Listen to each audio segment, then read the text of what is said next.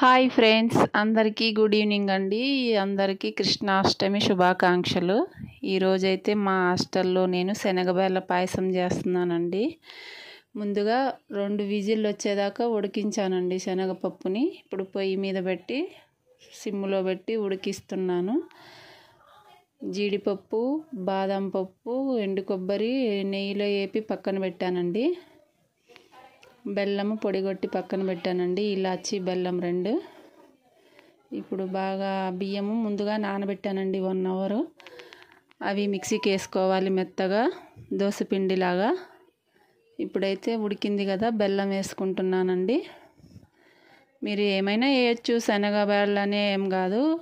బియ్యం పిండి స్థానంలో సేమియా అయినా వేయచ్చు, సగ్గు బియ్యం అయినా వేయచ్చండి. నేనైతే బియ్యం నానబెట్టి పొడి చేసి వేసానండి.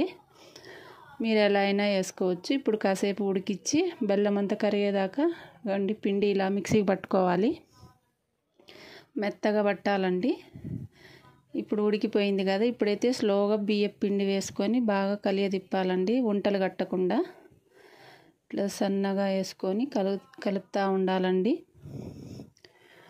మీ ఇంట్లో కూడా తప్పకుండా ట్రై చేయండి, చాలా బాగా ఉంటుందండి శనగబెల్ల సేమియా. కలబెట్టుకుంటూ ఉండాలండి. సిమ్లో పెట్టుకోవాలి, మంట ఎక్కువ పెట్టకూడదు. సిమ్లో పెట్టి బాగా కలియదిప్పాలి. చూడండి, బాగా ఉంట లేకుండా బాగా కలిసిపోయింది కదా.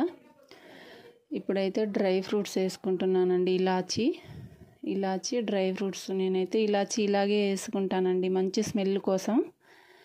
డ్రై ఫ్రూట్స్ కూడా వేసుకోండి. నేనైతే వేస్తున్నాను, ఆల్రెడీ వేయించి పెట్టాను.